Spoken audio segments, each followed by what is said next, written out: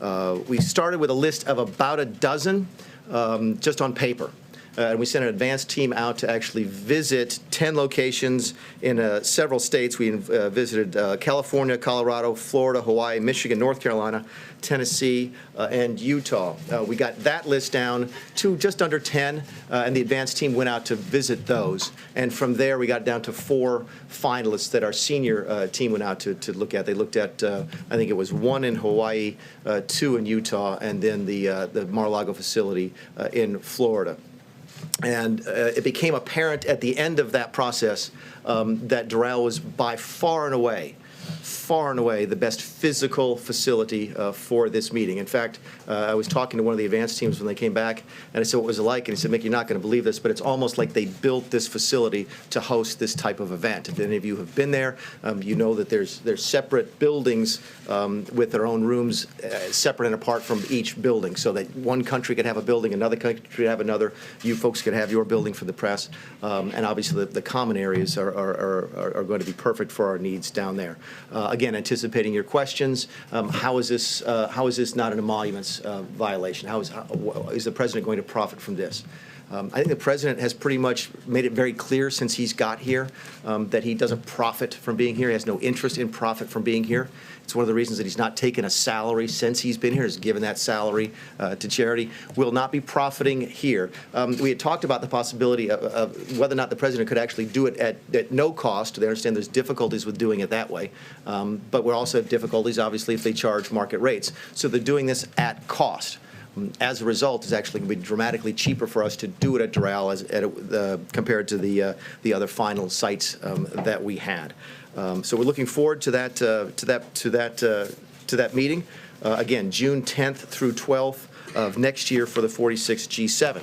Now, my guess is, with that official part of the briefing finished, there's going to be some questions about a variety of things that are going on in the world. So if we can do something together, that would be great. Can we take the questions about the G7 first, go through those, and then we'll take a chance to maybe ask a couple questions about the other stuff before the end of the day. Eamon? Yeah, thank you. So how is this not just an enormous conflict of interest for the president to host the G7 at his home resort?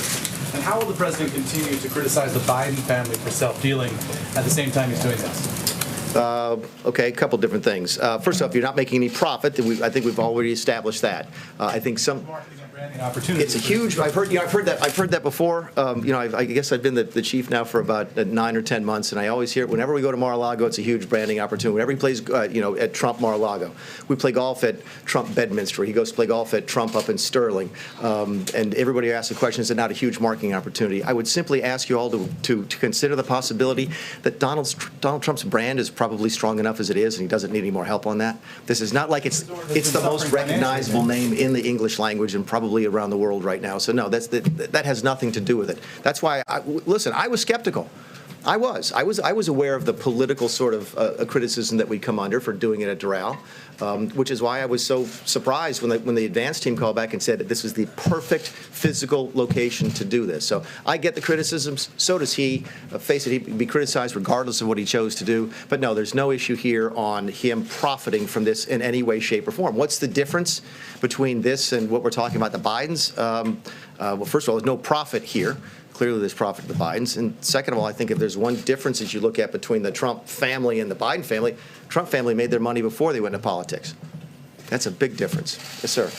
You said it's going to be done at cost. Do you have any idea, cost estimate, how much money you're looking at? And also, will it remain a G7, or do you envision Russia going out? Yeah, I don't have the numbers in terms of the cost. I do know that it was there was one of the ones I saw was it was almost half as much here. I don't want to butcher the numbers, but it was millions of dollars cheaper by doing it at Doral than it was at another facility, and that was roughly 50% savings.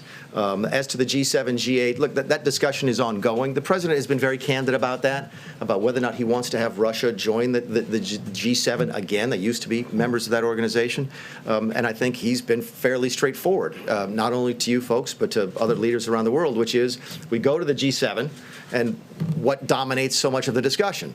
Russia. Okay? Russian energy, Russian military policy, the Russian economy, it dominates a lot of the discussion. Wouldn't it be better to have them inside and as part of those conversations? But I think that decision will be made later, and we'll continue to review it. Yes, ma'am. Thank you very much. G7 summit's been held for decades, so how can you make the argument that this is the best place to hold it? Surely there were other places that this could be held, and you can't make the argument that the president's not going to profit because we can't know how much he might profit in the future, right? Yeah. To your first point, again, I think it's the profit one. Again, he's not making any money off of this, just like he's not making any money from working here.